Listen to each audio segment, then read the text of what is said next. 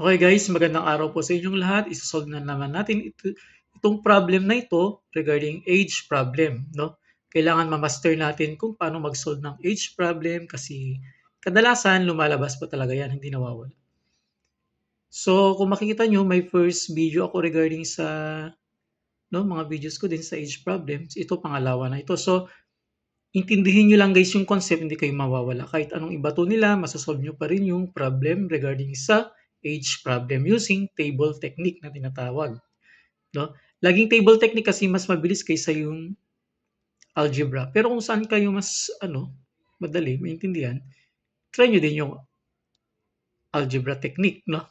Ituturo ko sa inyo yung later. So, sa table technique muna tayo. Ayan, isasolve na natin. AJ is 4 times as old as his son. In 20 years, AJ will be twice as old as his son. How old is his son now? So, gaya ng sinasabi ko guys, lagi nating titignan yung tao sa rows, no?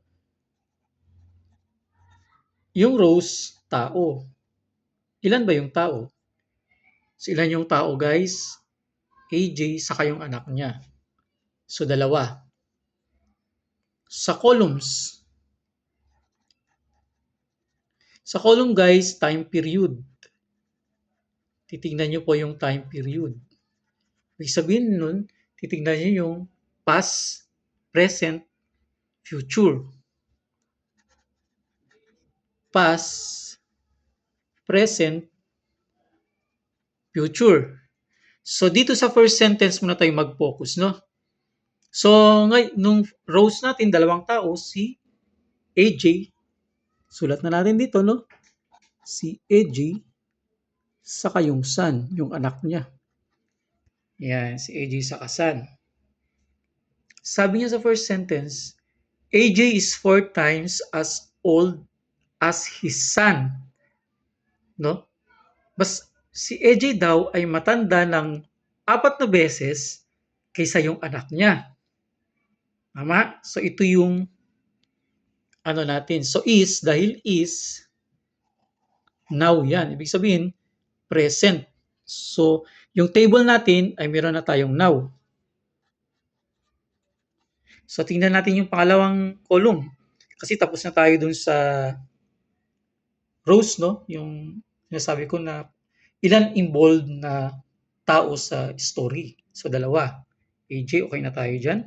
Saka son. So, next. Mapapansin nyo sa second sentence, in 20 years, AJ will. In 20 years, ibig sabihin, future. Sa next 20 years pa kasi mangyayari, no? Ilan na yung taon. So, lagay lang natin dito, future or 20 years plus 20. Plus 20 years. Ayan. Yan, okay na yung rows natin, saka yung columns. Yung columns, time period. So, ang time period natin, dalawa lang. Now, saka future. Plus 20 years in 20 years. So, punta na tayo sa first sentence. Intindihin natin yung first sentence, no? Kahit hindi tayo mamadali, at least, kung malaman natin yung concept, mabilis na lang. So, yan, para maintindihan nyo po. AJ is 4 times as old as his son. So, mas matanda daw si AJ ng 4 na beses kaysa yung anak niya. Siyempre, tatay yan. Mas matanda na yan, di ba? So, 4 na beses. So, saan ako magano? Dito.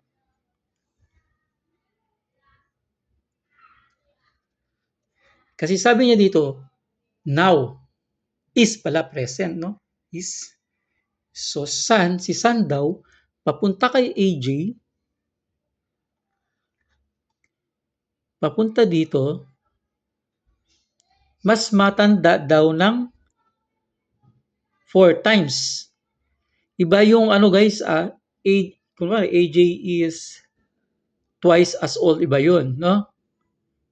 I is 4 years as old, ganyan. So, ibig sabihin ng 4 years plus 4. So, ito naman, 4 times. So, 4 times. Tama? 4 times. Mas matanda daw ng 4 na beses yung si AJ, tatay ng son, no? Ayan, so AJ is 4 times as old as his son. Yung ibig sabihin ng now. So punta tayo guys sa pangalawang sentence. Sabi ng pangalawang sentence, in 20 years, saan ba yung 20 years? Nakulong, di ba dito? In 20 years dito. AJ will be twice as old as his son. As old as his son. AJ will be twice as old as his son. So, ibig sabihin, si AJ daw, in the future, no, in 20 years, mas matanda daw ng 2 times. No? Ito naman kasi 4 times yung now.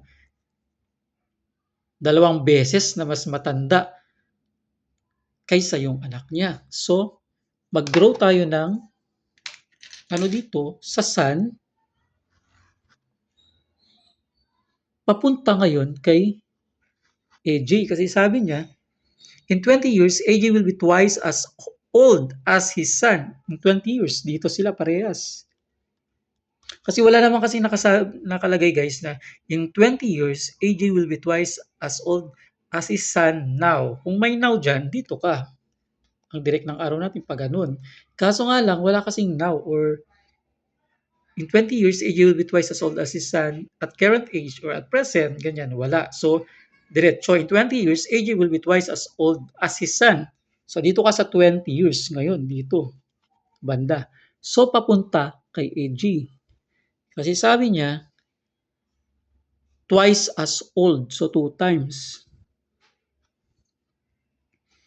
Ayan, so nakuha na natin yung concept guys. Meron na tayong concept, no? Pwede na tayong mag-trial and error dito. Basta lagi nyo lang tatandaan, first natin yung rows, ilang tao involved. Ito yung involved, si AJ sa kasisan. Tapos, yung columns, no? Itong columns na to, ito yung sinasabi kong columns guys, column, row, ganyan. Si columns ay now, saka 20 years, yun yung time period natin. Kasi sabi dun sa problem, is, yan yung present or now. Tapos in 20 years, yan yung, ito guys, 20 years yan yung future dito.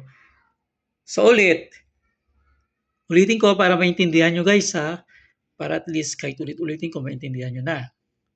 AJ is 4 times as old as his son.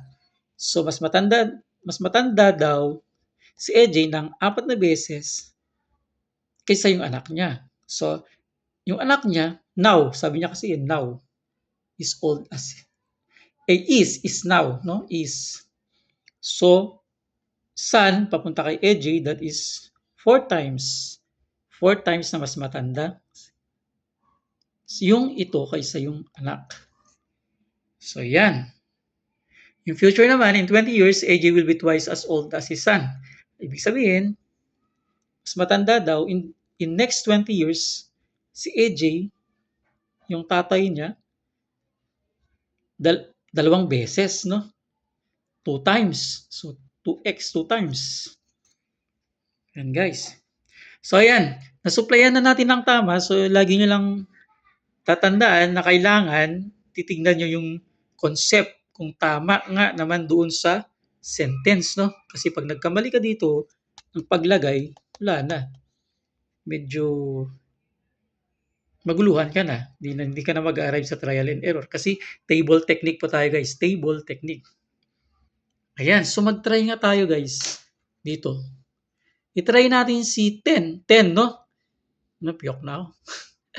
So 10. Try natin. Ang tinatanong sa ano, yung hinahanap, how old is his son now? Ito, si son. How old is his son now ngayon?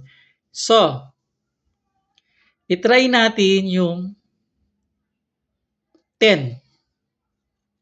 Kung ito yung tamang sagot. Try natin ito, 10. So, 10 times 4, that is 40. Yan, tama? 10 times 4, 40. So, dito naman sa in 20 years, si son,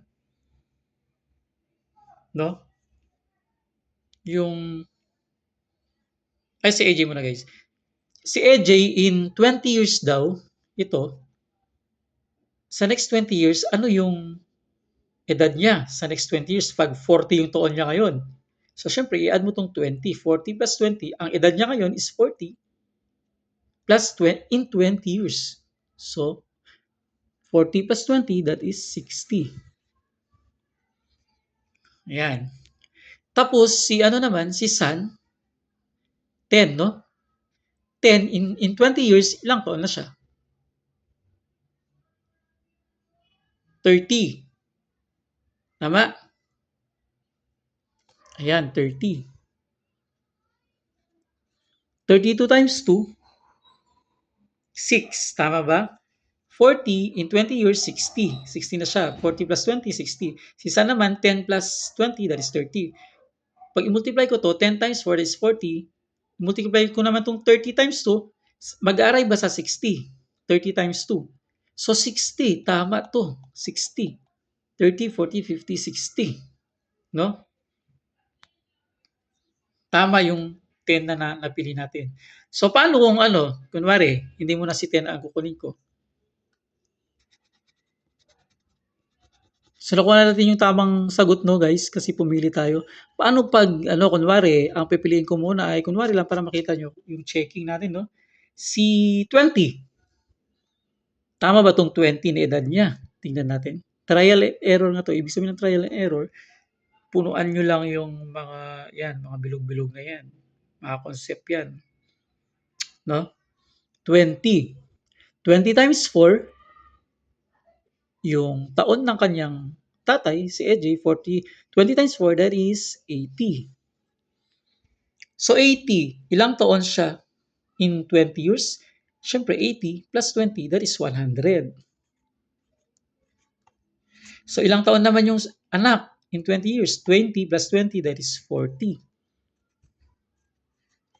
Yan, dito kayo mag-checking ngayon, pataas. Tama ba na 40 times 2 ay 100? Parang hindi. 40 times 2 is 80. So kulang. So mali itong 20. Ganun po guys. Supplyan nyo lang po yung column natin na nagawa.